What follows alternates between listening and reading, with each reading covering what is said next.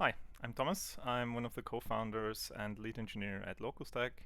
And in this video, I'm going to show you how to set up your developer environment to get started developing with LocalStack and start LocalStack in host mode so you can attach your IDE debugger to LocalStack and debug through an AWS HTTP request.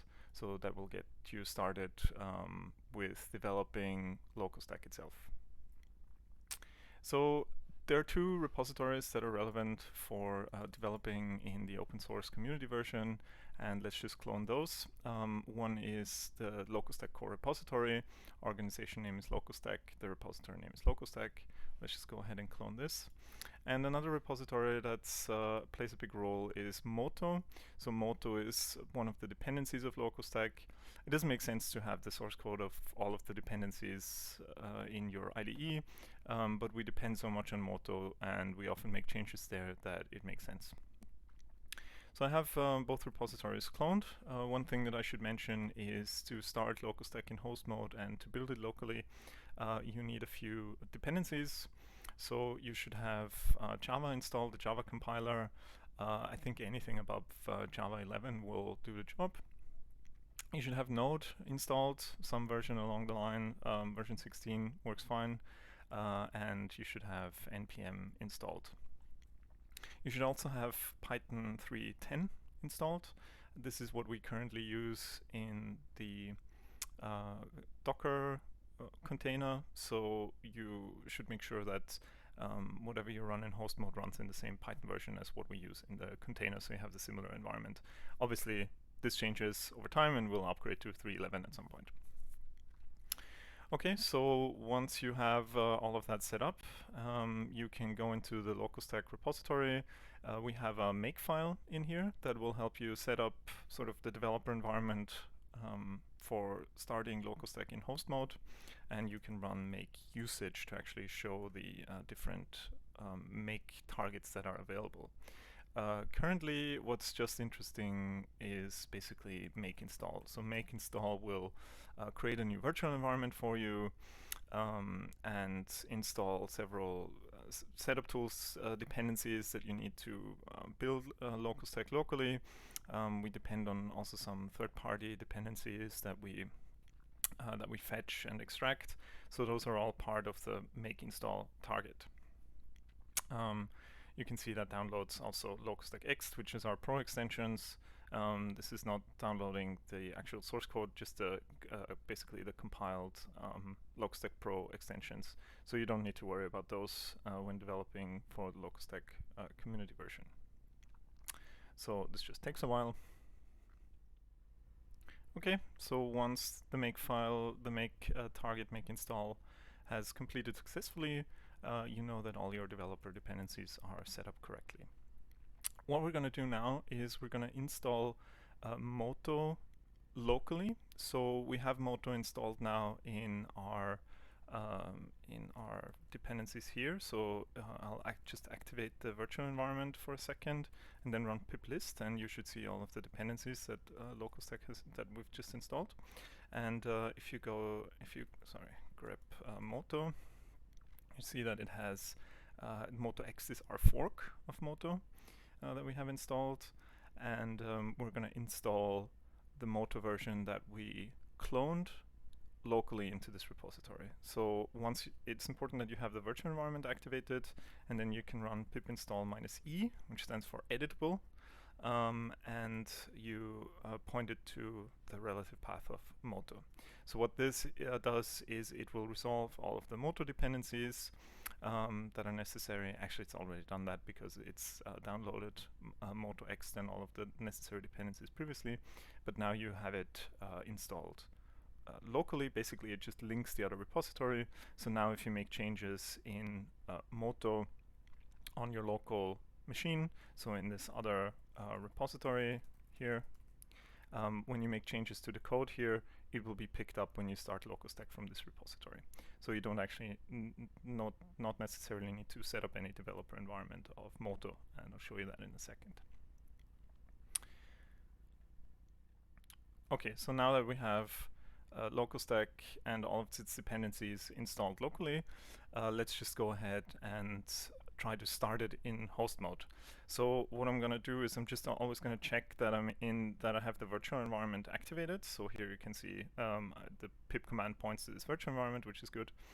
And I'm just going to start LocalStack with Python -m LocalStack CLI.main. So this is the module that contains our CLI. So this is equivalent to if you run LocalStack when it's installed, but this just points directly to the code file that executes the CLI.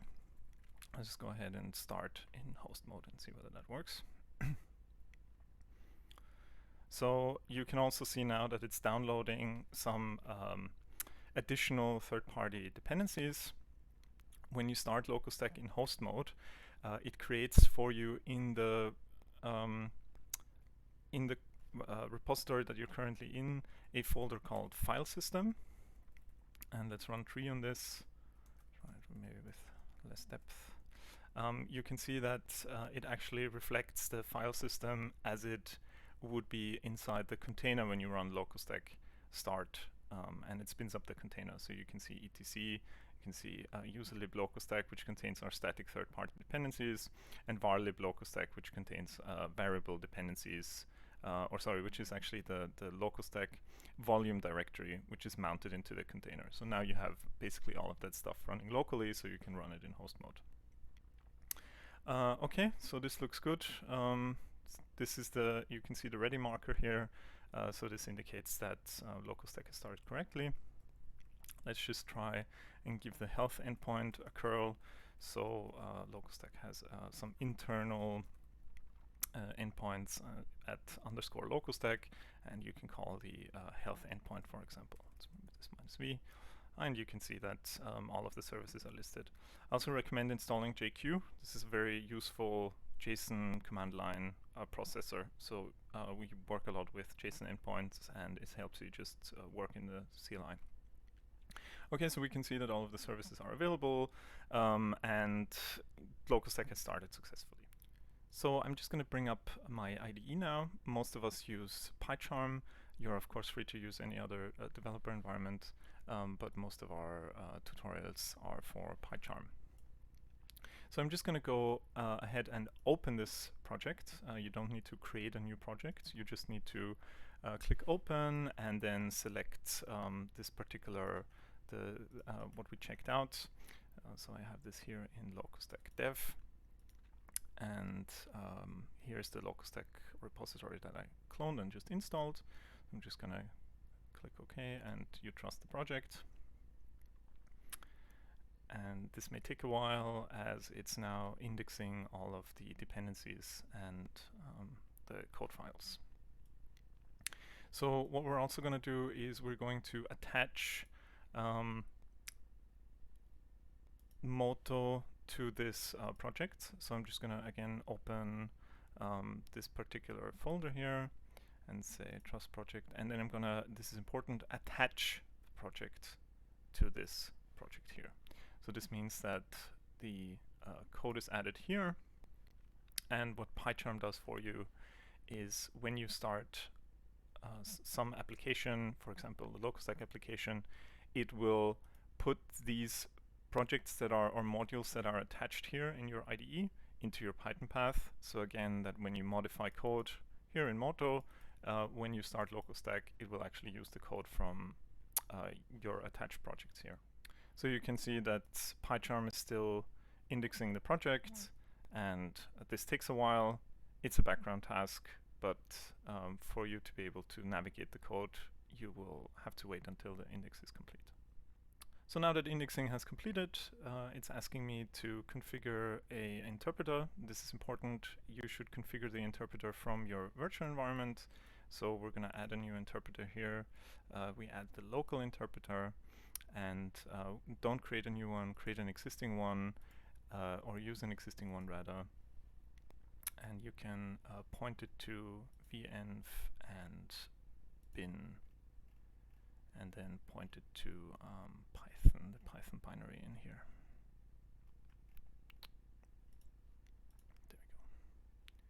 There Okay, just go ahead and click OK. And now it's again going to spend some time on indexing, Python runtime.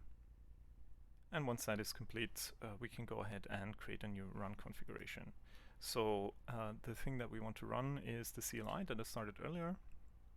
So let's just navigate to the CLI main directory for a second here. And basically, you could just go ahead and click run here, which is not going to do anything. Actually, this doesn't work out of the box. You can see because PyCharm creates a run configuration that doesn't work with relative imports. So we're just going to edit this run configuration here, and we're going to change a bit how it's being executed. So the first thing we're going to do is we're going to change it from a script to a module. So we don't want to run a script, we want to run a module, which is LocalStack main CLI, LocalStack CLI main, which is what we executed earlier. And we want to add the start host parameters. We're going to check out, we're going to make sure that the virtual environment that we created in LocalStack dev LocalStack is being used, and we're going to change the working directory to the root of the project.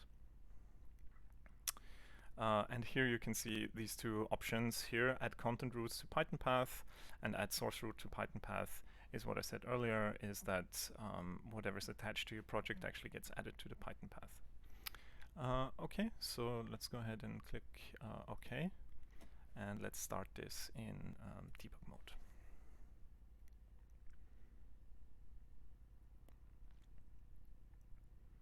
Okay, so now you have LocalStack running in debug mode, and we can maybe navigate to one of the AWS providers.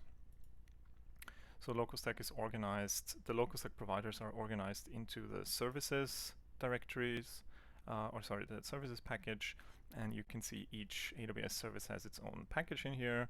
So let's navigate, for example, to the SQS provider, and the modern providers all have their code in a provider py file.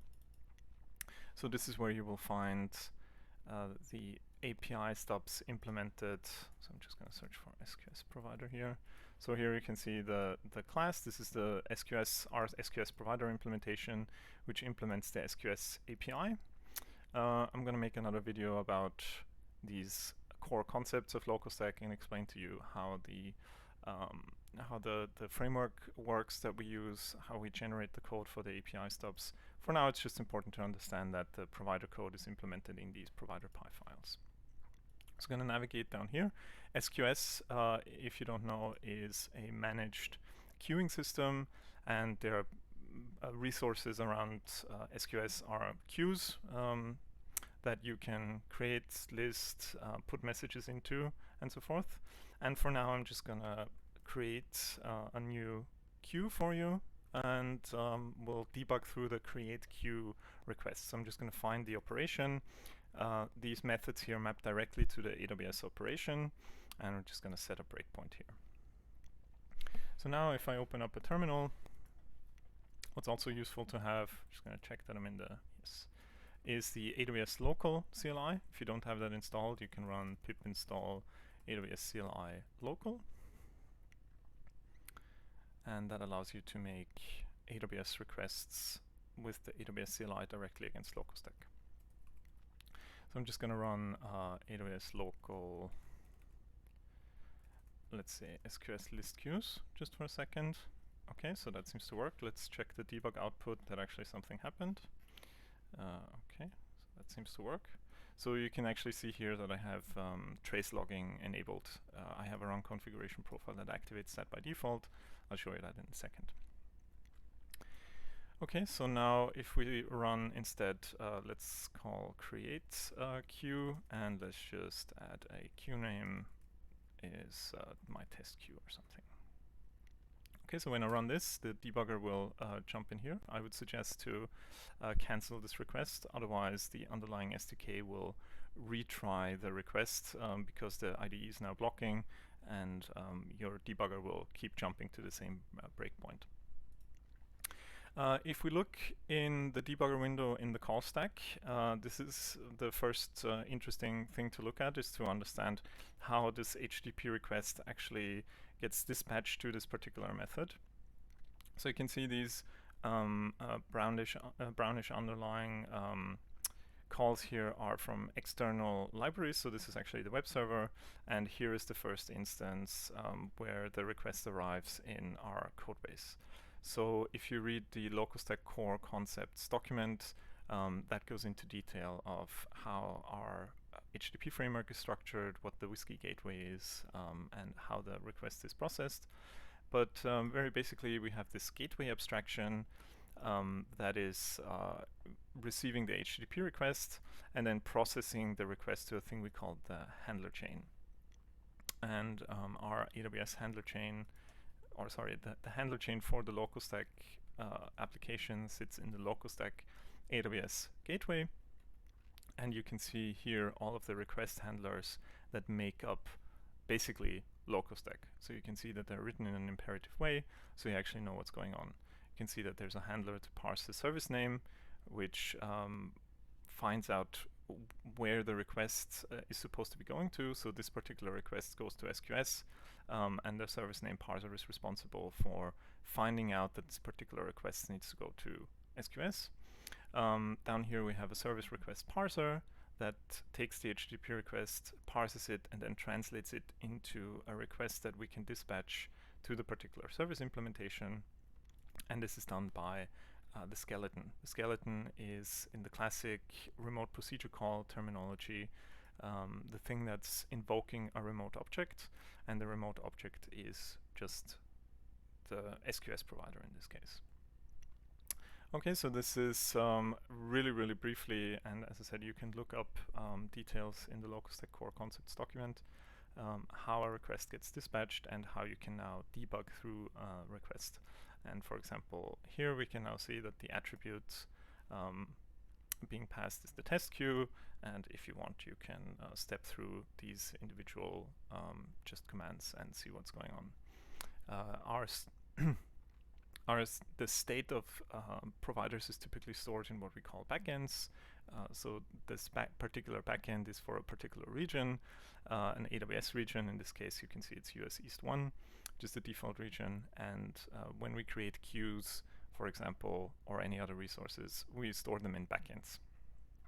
Okay, and this is basically just the logic for the create queue command. And you can now do this with any other provider. Another thing I want to show you is how to configure LocalStack.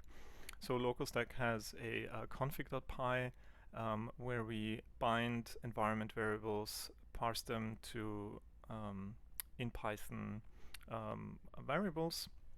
So for example, you have the log level here that you can set, or a debug mode.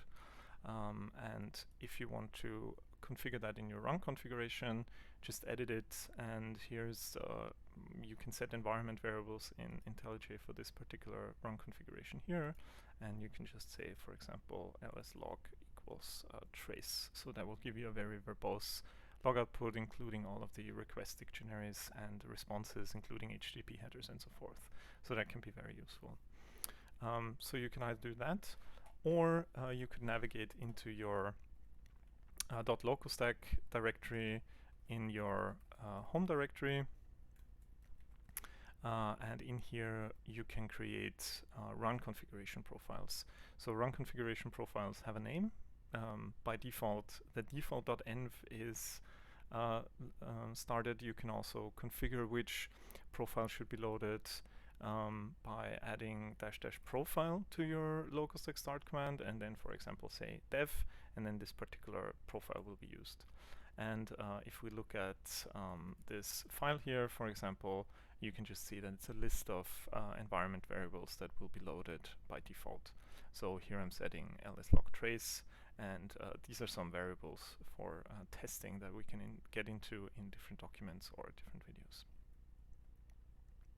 Okay, so this concludes the basic introduction of how to get started with LocalStack in your developer environments, and you'll find other videos about the core concepts in LocalStack, the architecture of LocalStack, so you can get familiar with the main concepts.